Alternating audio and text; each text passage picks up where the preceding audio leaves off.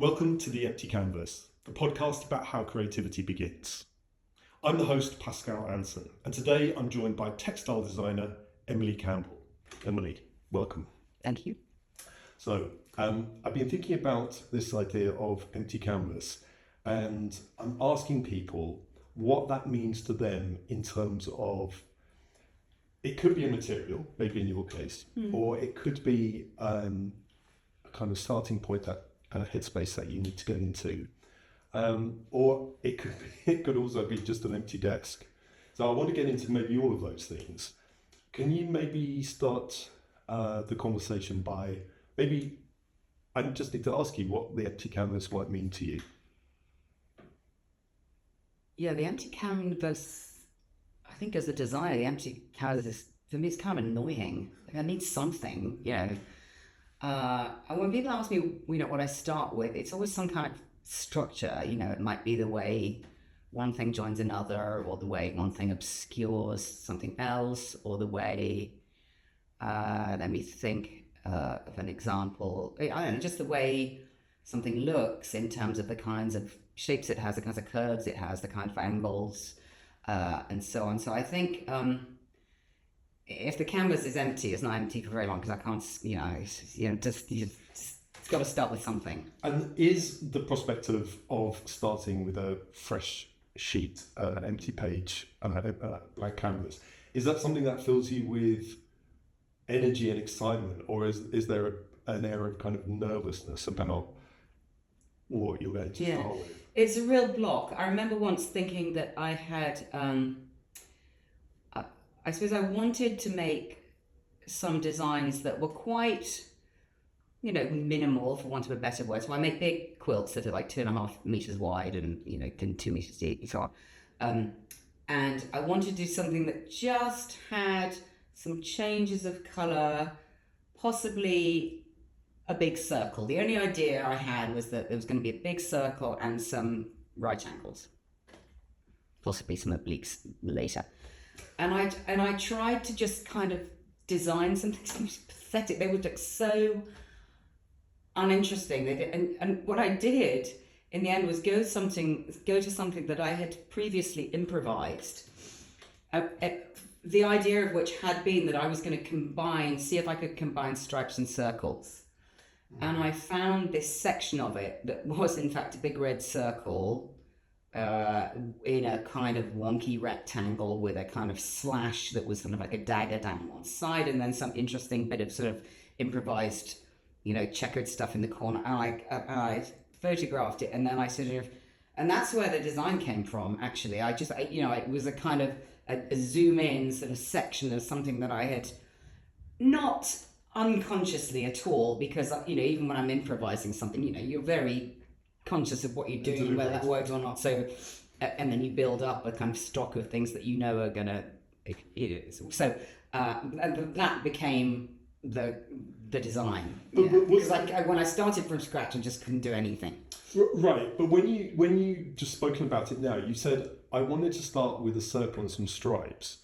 Was that, and you've also mentioned minimalism already, and was that a kind of thought of, I want to see if I can make something very simple, like just a circle and just some stripes? Yes, I because suppose it was. Test, right? It's a yes, test I suppose it was. Yes, but that's when I say yes. Yes, I guess so. I wanted to make something that had quite few. It wasn't sort of a busy pattern like lots of kind of patchwork quilts. It was more composition of big shapes. Yes, that's a very. But the circle and the stripes thing was much more of a kind of self-conscious kind of Bauhaus type visual experiment. Totally. Exactly. Yeah. I can imagine you thinking, right, I'm now in my Bauhaus era.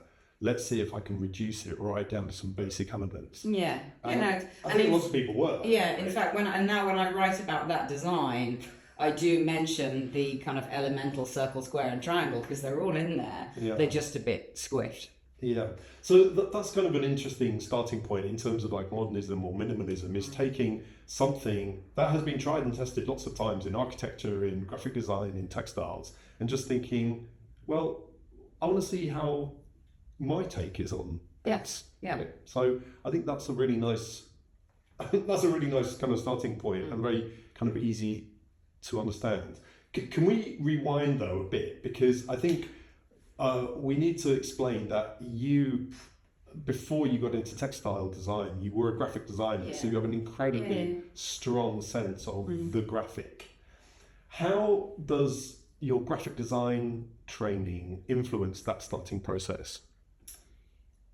Well, I did my my MFA was at Yale, so I'm really directly in the I'm a direct inheritor of the teaching of Joseph Albers, who was the first director of design at Yale. Meaning, when he was director of design in the 15s and 60s, it was the architecture school, the painting school, and the new school of graphic design, which is the one I went to, and sculpture later as well. So design was all those things in a very lowercase d one. You can cut all that stuff out. But anyway, Joseph Albers had founded the design program, in which that I later studied. And so to me, and I was coming to design school without having studied any art since my O level. I'd done a bit of life drawing, and I discovered design working as an administrator at Pentagram.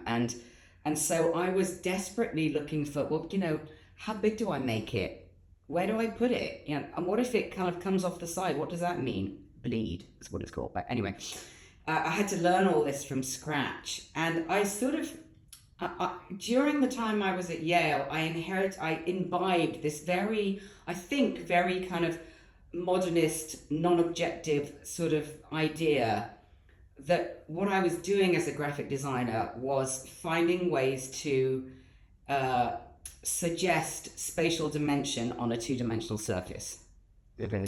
So you realize how useful occlusion is. If you put one thing in front of another, the other one appears to recede, and if you bleed things off the side, it obviously can suggest sort of continuation. You absolutely need scale changes, because that is one way in which you might suggest that there's a depth perspective as well going on. One thing's more important than the other. Oh, one thing's more important than the other for sure, but actually spatially that is kind of backed up by the illusion of sort of three dimensions that you're creating on a two-dimensional surface. A classmate of mine, who was a very well-trained Dutch designer, said to me, it's not all about that, Emily, but I did kind of think, for now, I'm just going to work on that. And there was a sort of breakthrough collage that I made, I think in my second year, in some sort of workshop we had, in which somehow I was kind of freed up, and I was just trying to make this kind of crazy collage of like wood texture and color and a bit of tonal photography, and I sort of felt for the first time that I'd sort of made something that kind of really sucked together in a way that I think something does when it's a successful design. And the tutor for that, or someone who came to the crit, said, well, yes, and then, in all formal respects, this is very good. And I was like, oh, I've done something that's good because I was mystified by what people meant by, the formal aspects of design. And now It's really interesting to hear you talk about graphic design in that way, because when I interrupted just there and I said about meaning, and we'll get onto your excellent quote of word plus image equals meaning later on maybe, but the way you're talking about it now sounds like you're talking about your textile design. Yeah. Because I said something bigger might have more importance or more meaning. Yeah. And the way I understand graphic design and graphic communication is about things that are bigger and closer to you are more important than things that are smaller and further away. Yeah. If we're talking about this page. Was it quite an abstract course in terms of what graphic design is doing? Because I think certainly when I've worked on the graphic design course, it was only about ideas. It wasn't really about typesetting or typography much, or books or screen-based media. Yeah. It was much more about ideas. And sometimes there's courses which are just about typography. And it seems like yours is maybe too, it sounds quite abstract how you're describing it, that it was taught in an abstract way. I'm not sure abstract is the right word. I mean, I did, on my trips to New York from New Haven, I would look at a lot of abstract painting. I looked at lots and lots of, abstract expressionism, lots of sort of early modernism, and I was just looking for the clues as to how they did it, like how someone like, I don't know, Franz Klein kind of made those black paintings, all those black strokes look as if they somehow had depth to them. And I remember being quite sort of obsessed by that, and it really, kind of diagnostic. But I suppose because it's graphic design, what it is semiotic, because usually you've got language, you've usually got typography, which in my textile work I don't have. All right, well I do. Actually, I'm very sorry, that's how stupid I definitely do in one very specific area of my work. Right. But it really is so formalistic and so much about structure. Where I had come from was a degree in English literature, so I was writing all about meaning and the kind of coherence of language and how effects are achieved using language. And so I suppose in a way I was kind of all over the meaning of stuff before I got there, and I found form quite unyielding in terms of meaning actually at the time. Yeah. Now what's interesting is that I work in this medium, patchwork quilts, which are so famously like absolutely laden with meaning, and people will make quilts out of their baby's clothes or their kind of dead sister's clothes, or they are these repositories of the past in very beautiful ways. And to me, I'm not really big on that, so I do use a lot. I'm afraid I do use a lot of new fabric as well as some old stuff, but I'm not sort of big on the kind of semiotic sort of richness of my quilts, particularly. To me, they're much more formal exercises, and the meaning stuff is all sort of obvious in there. I think what I'm trying to piece together here is the things that you've done previously to making quilts that inform the way your work looks, which is very kind of iconic and specific. And I think it's really interesting to hear about not just jumping straight into a profession like textile design. What I'm hearing is that there's a lot that's gone before, a lot of richness and a lot of thinking and a lot of like trial and error and a lot of thought that has then informed a relatively new practice for you. Yeah, totally. It seems, I did grow up writing essays, not making things. Yeah. So let's get back to your question about the abstractness of my education. I suppose, and this is, I think this is a good design education, whether you're dealing with form or whether you're dealing with meaning, what you're looking for, what I'm looking for, is two things really. I'm looking for a sort of economy.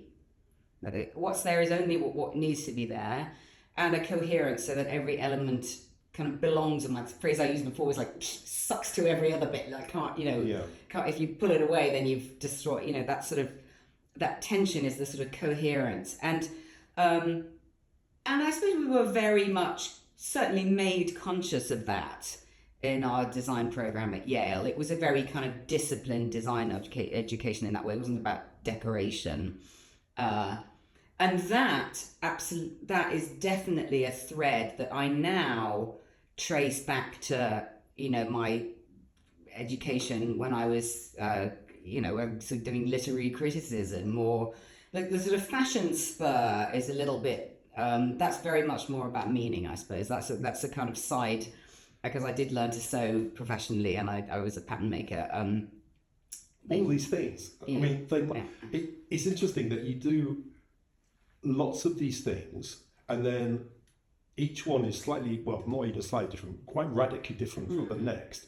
And then it's almost like you've stored them up, and now you're putting them back all together, and you're using them all, which is kind of amazing, because I think a lot of the time we think of a very linear path where if I do this course, or if I do this for this apprenticeship, or I work doing this for a certain amount of time, then that will lead me to the next thing. Yeah. It's really interesting to see this pattern cutting element, the English literature, the graphic design, kind of coming together in this new outlet that which is very artisanal. Do you think about I just that? love sewing.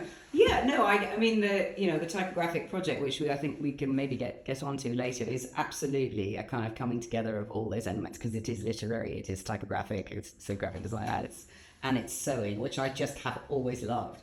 But if I hate sewing so much. I don't know. You do it so beautifully. I don't know what it is. I think it's a temperament thing that I love making stuff, but something about sewing that has always really, really irritated me. And I remember my grandmother teaching me how to use a sewing machine when I was probably like 6. And I love the bit where you kind of go, put your foot down and go. All that fussing around that I find so... Oh, really? Oh my goodness. I think it's a temperament. I love you made your curve. Like when you sew a curve, you sew your convex bit of your curve. Yeah. And then because you're sewing right sides together and opening it out, what you have is something concave that you have to make. So you have to stitch to that. So you're sewing that shape against that shape. Yeah. And you have to stretch the concave one out around it.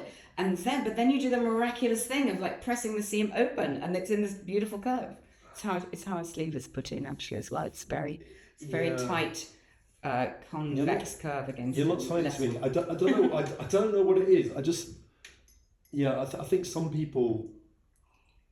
It's not that I'm impatient at all. I'm very patient with other things. It's just the act of sewing. I just find super. Is it all the pinning and the getting stuff in the right place? No, I mean, yeah, a bit. I think. I don't know. I've spent recently a long time making the curve downstairs, and it just seemed.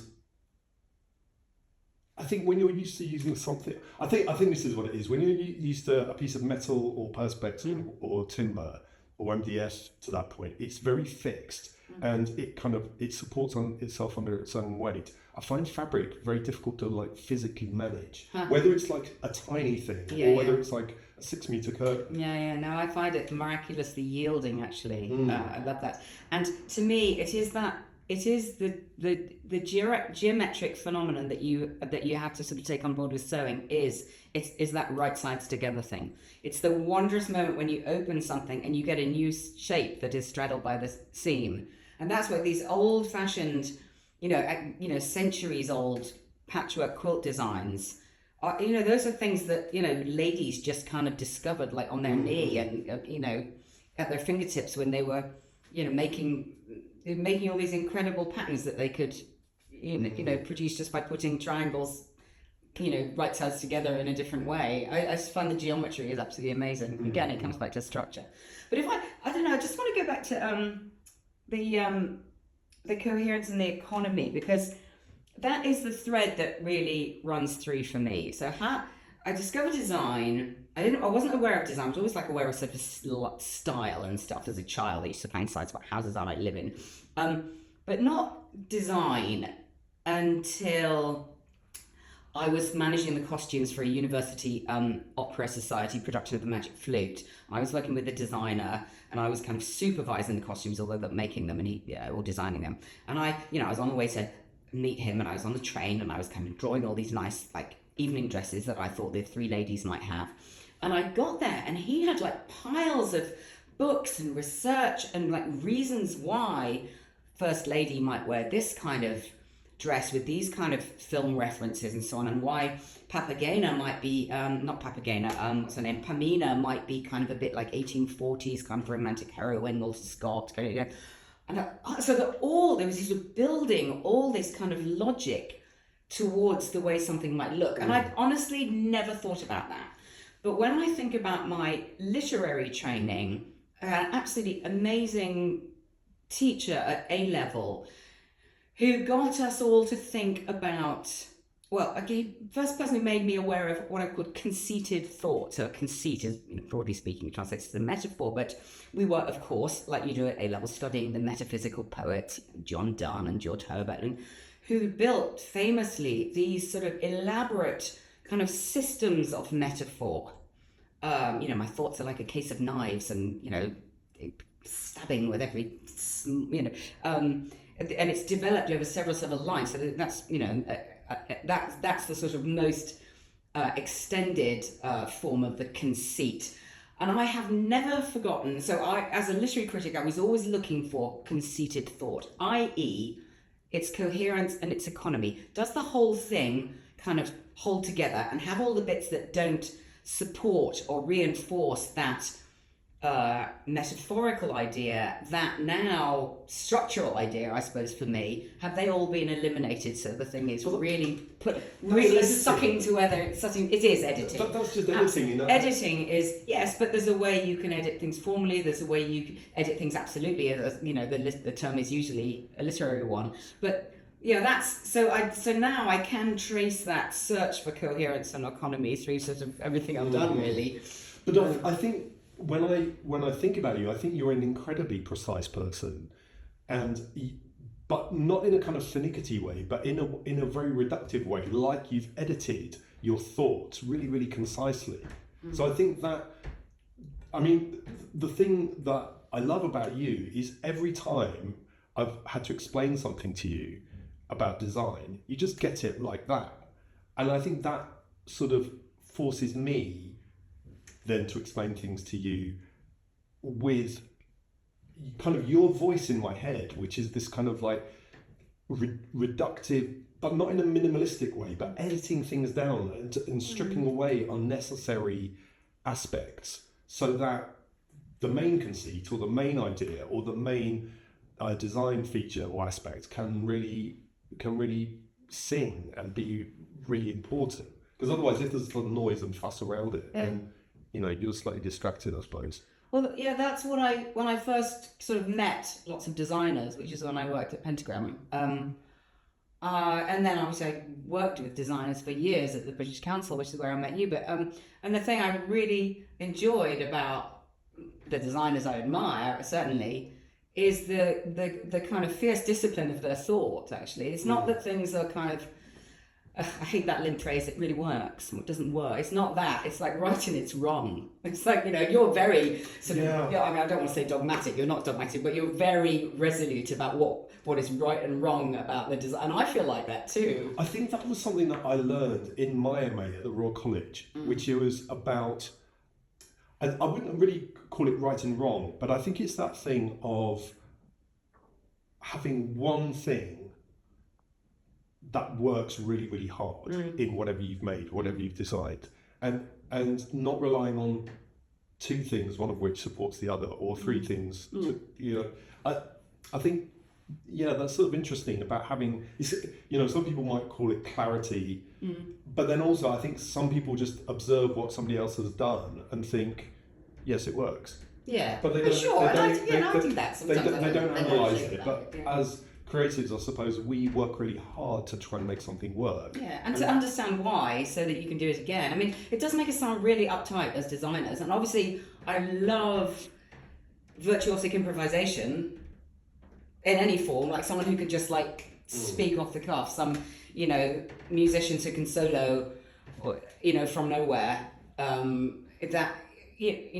but you really, my feeling anyway is that you need to really, really know a lot in order to do that. Yeah, and that's confidence as well. Yeah, it is. Yeah. But also, I think there's something though about setting something up to allow something to happen.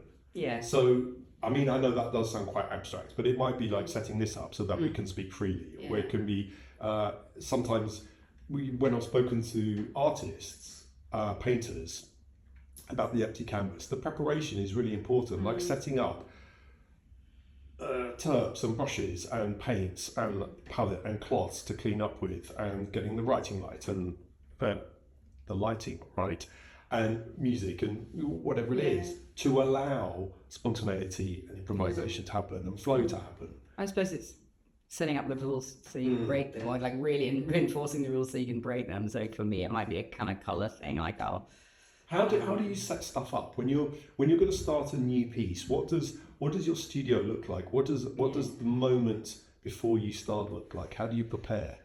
Yeah. Well, there will be an idea. So I've been sort of, you know, kind of baking. Okay, so right now I baking an idea. Right.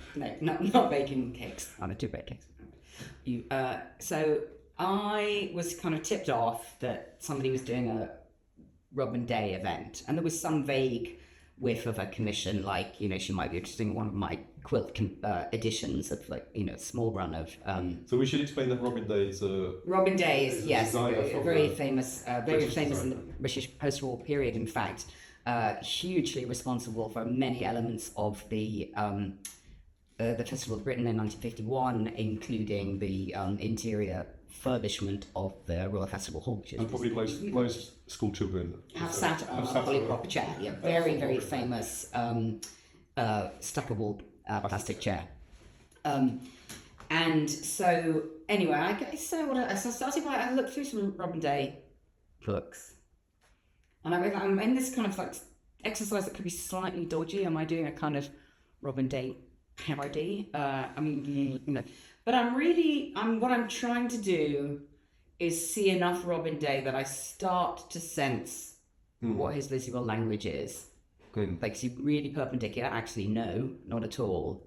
Nor is he 45 degrees or like really curvy.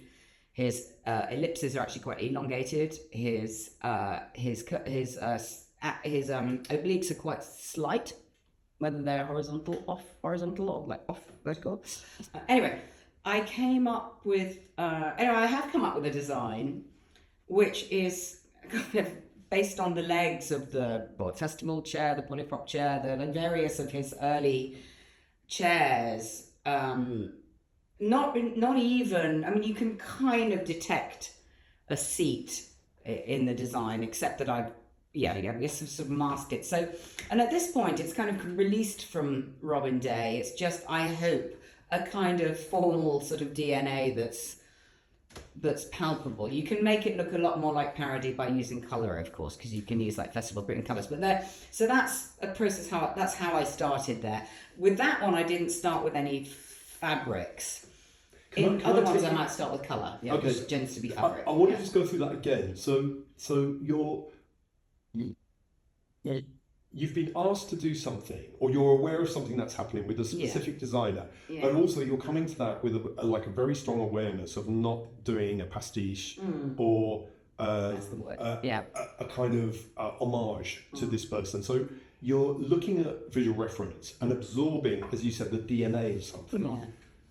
Is that a way to avoid that happening? Because I don't know, maybe not. I think I've show you this design, you might think it's a complete pastiche. I've talked before about where inspiration comes from and how certainly it can be quite dangerous for designers to look at other designs within their sphere. So I don't look at much furniture and product and lighting design because I think it's really difficult to avoid being influenced by other people's stuff. Yeah, but I mean, I suppose it's slightly... Yeah, okay, so this is a very, I suppose, kind of slightly over-specific point because I'm a designer looking at another designer whose language has become very, is very, very familiar. Perhaps But it's different disciplines, right? So one is furniture design. Yes, exactly. So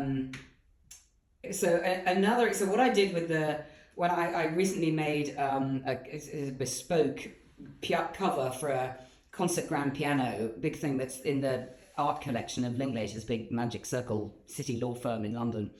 And it started as a workshop with 18 sixth form girls from Clapton Girls Academy. And so I took them through, it was about a 4-hour workshop, I suppose, and I took them through a design process. And it began with a tour of... are they art students or are they... They were studying photography and fine art. Okay. Those were their A-level subjects, and some of them... but not textiles? Not textiles, okay. No.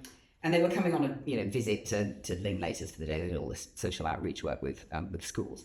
So it started with a tour of the collection, which is mostly post-war British art. A lot of abstraction, very little figurative work actually. And they had been briefed to take photographs of anything they look at. Doesn't have to be can be the whole thing, can be a detail, whatever, just anything you like, just anything that kind of catches your eye. And then we did this kind of this sort of 3-stage thing, ending with them making a collage on a plan of the plan of the piano, not kind of in plan, so the shape of it.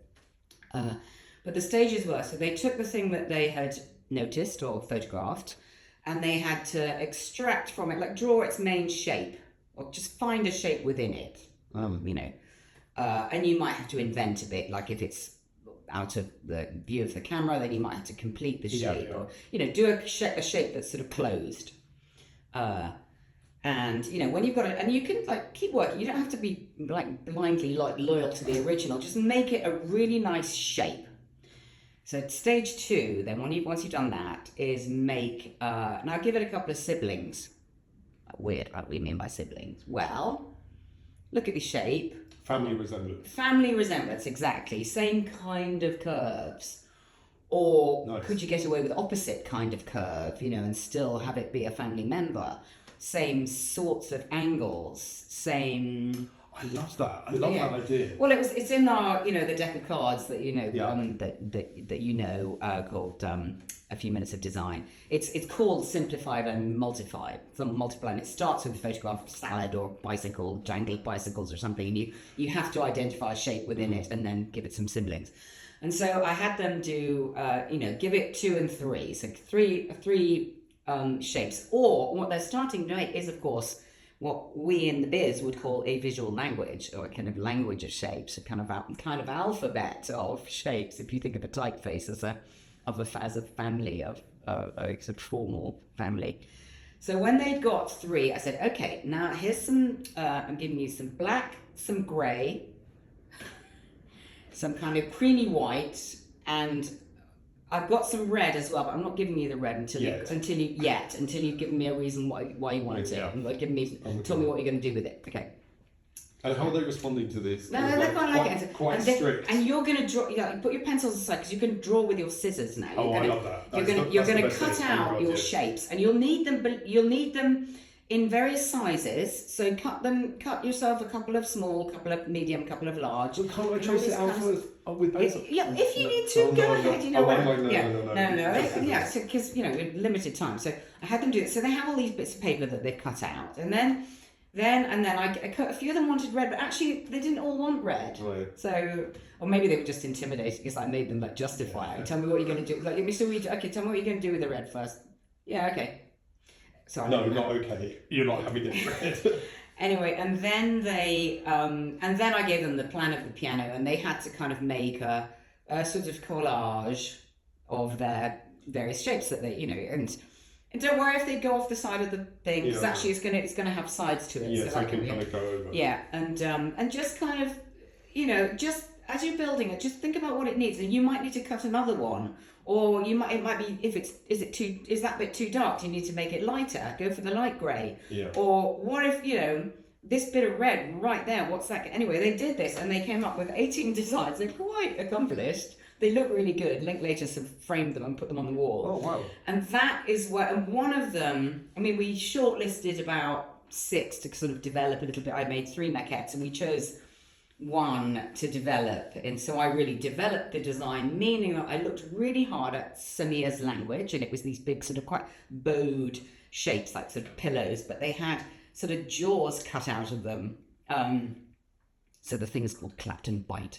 And I sort of developed it. It's still, it is, you can absolutely trace its origin or DNA to her thing on the wall, but it's very, I've sort of sorted out the visual problems that I thought it had, and also extended it so that it went around the sides with the same kind of shapes and language. I think that's such a good example about how to develop something and how to take something through from the start through to sort of executing it in kind of real scale. Yeah. Because all those things you've described, also with lots of people. When you work, it's just one of you, but when you do a workshop, you've got 18 people to be able to go through that. So the volume is kind of That was really good sort of proof of concept actually, because they do look really good together. I don't know. Well, they're having an opening next week, and I will be able to talk to the girls about with 3 or 4 months of hindsight about how they felt about it.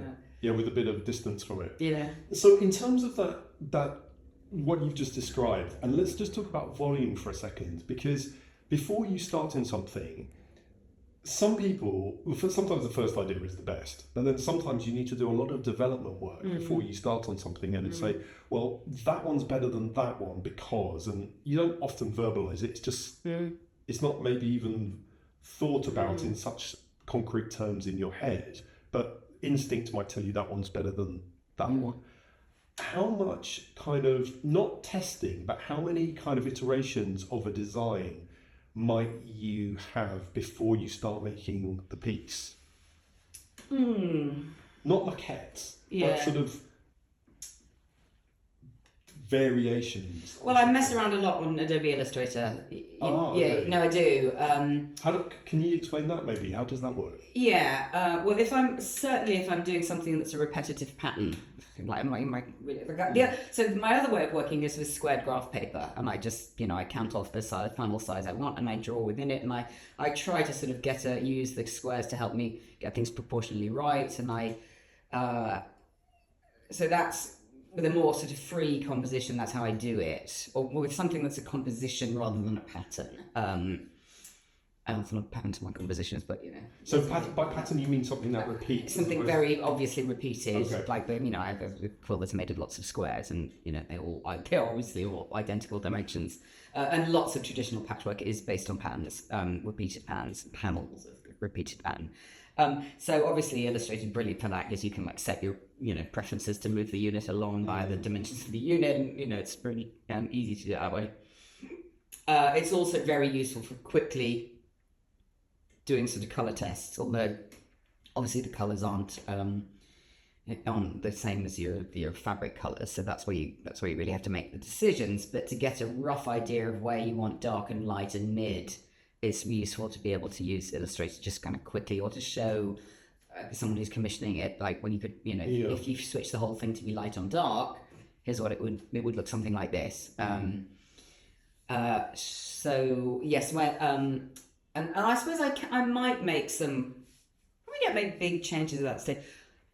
I mean, I've usually done if it's what I call a composition, so not something that's in panels of pattern. Like the things I made in India, one is like a big, huge tulip of a shape, and the other one's a big sort of mango with a couple of dots. And they're big, 1.5 by 2 meter quilts, sort of textile artworks. And those, I had a sketch in my notebook, and I'd roughly worked out where the seams go, because that's really, really important when you're doing inset patchwork. Inset rather than applique onto wood. And then, because I find actually drawing curves is just so much better done by hand.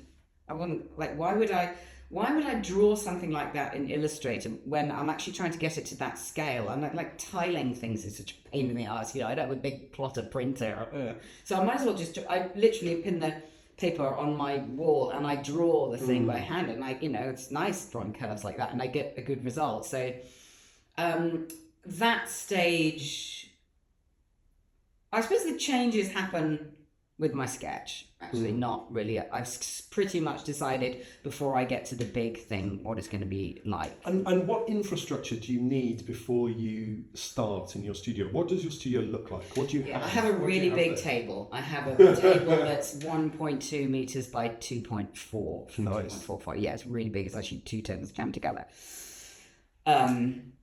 And I have a domestic sewing machine, I have a steam iron, and I have a big rig for and I also have some, what's it called, the sort of pinboard stuff. Like corkboard? Yeah, it's like corkboard. Pinboard. Something I sewed. Anyway, I have 2.5, almost 3 meters of that along one wall, so I do pin things up to look at them.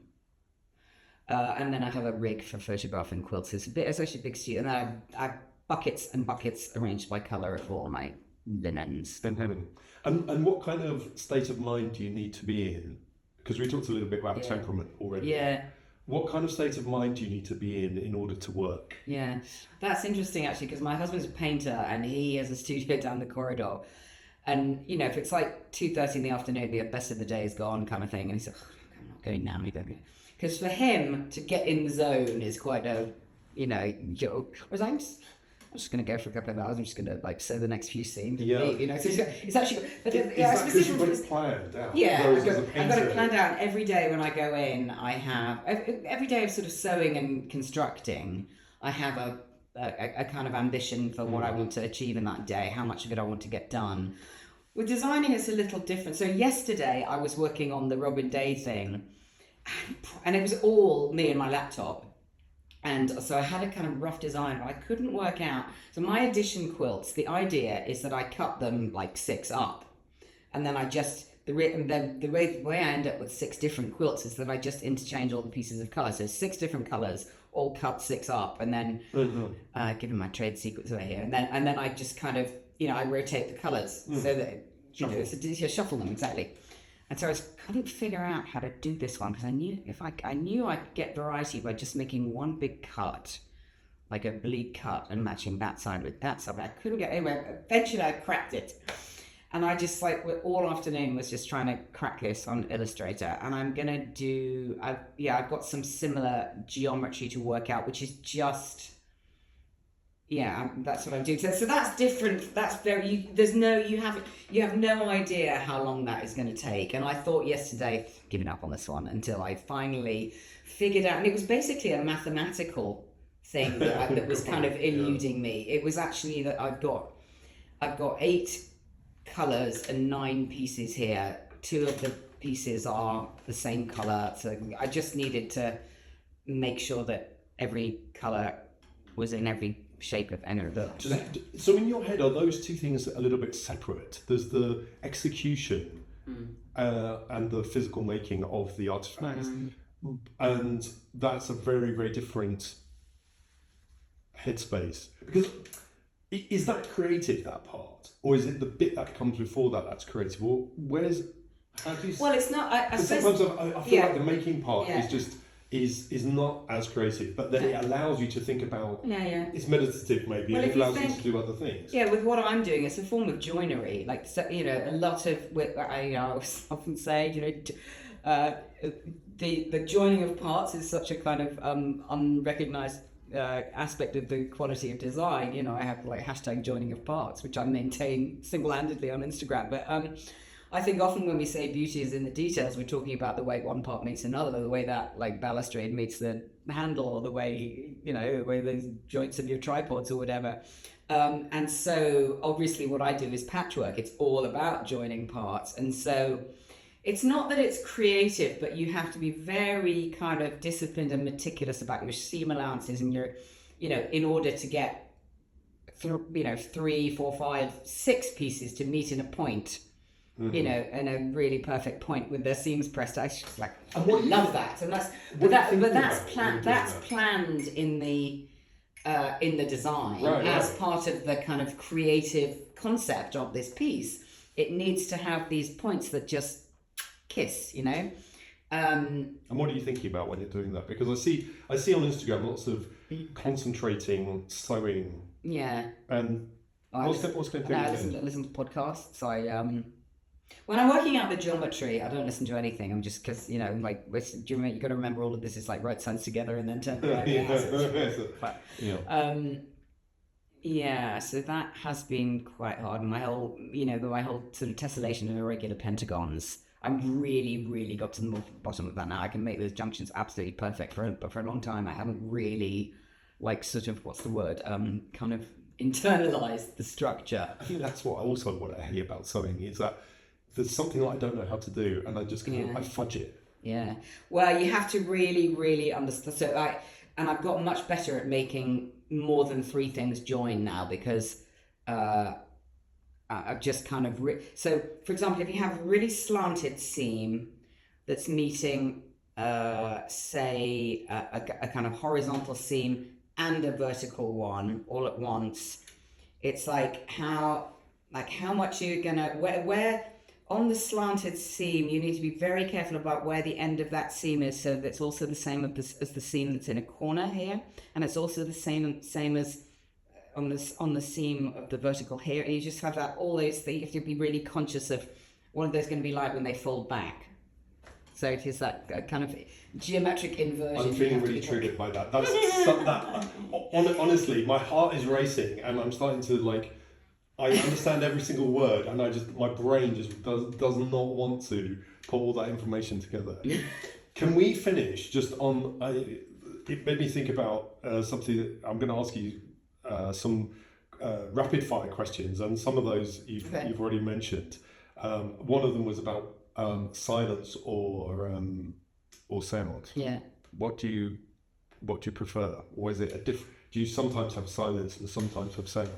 I usually have sound. I suppose I'm quite, some people find it hard to believe that someone, like really, educated and like professional like me could be satisfied by being an artisan. It's like, so I do feel like I should be kind of informed and educated while it might be music, So I'm actually hourly I'm learning something, even though I'm just like working with my hands. And would you gravitate towards pencil or marker? Interesting. Definitely pencil for drawing my sketches and for working out drawing my curves but then it's so massively satisfying to go over it on marker and to make it to finalize it in marker. Oh, that's good. I love that. Love that. Analog or digital?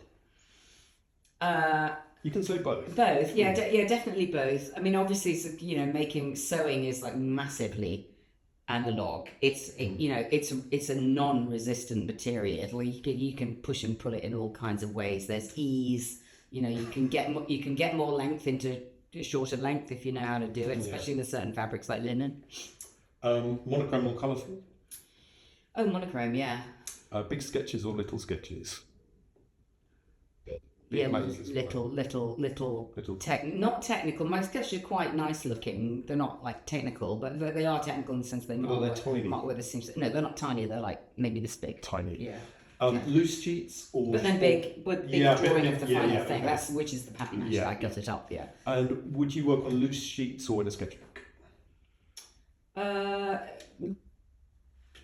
Combination of a sketchbook and scrap paper, and then my squared graph paper in a spiral bind thing that I rip them out. Okay. I keep them actually. I do. Oh, so the next one: keep mistakes or bin mistakes. Been lots of mistakes, loads and loads of mistakes. Yeah, let's say that. Yeah. Think then do, or do then think.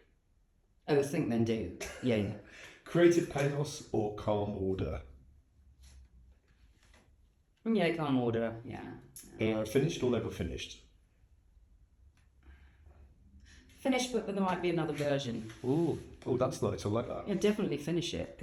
I think you know what. So the world is full of unfinished patchwork. People usually ladies, I think, who have started a patchwork. My mother had one, and just never finished it. I think the problem is that they don't love it enough. I think it's the design problem. I love the idea that there's lots and lots of unfinished, if you with really good loved intention. If you really loved this thing, you'd finish it. Ooh, So is the problem is, it's not going to be that great looking when you've done. Isn't that cruel? Anyway, but lots of people finish their patchwork too. And all these patchwork shops, they try to make that really easy for you by arranging their colour ranges and sort of tonal ranges and like just muddy prints. Oh God. Whereas actually, traditionally, patchwork is just like a mashup of whatever you've got. It's much better that way. And sometimes I suppose you go through stages where you're like, oh, I hate this. And you could stop really easily. But Totally. You've got to keep on going. And then with most of my new designs, there's a like, fuck, is this the ugliest thing I've ever made? Yeah, definitely. Yeah. And good. I think we're on the same page. And I think also that's a really good sort of, that's a good kind of point to close on for people that, you don't have to love it all the way through. And sometimes you have to stop. Yeah. Sometimes you have to stop and burn it or throw it away and never to be seen again. Yeah. But I think that's also a process that is kind of cathartic and you can start again. Well, you totally learn something. So I do have one final question, and I suppose it's a bit about temperament. When you're finishing something, will you stay up all night to finish something, or will you get up early to finish it? I always get up early. So it's a little bit different now. I have a studio that I have a kind of 55-minute journey to get to it. So I'm like, prefer. But at university, I would never pull all-nighters. I always just got up at 4 if I needed to finish the essay by 9. So I definitely am an early person.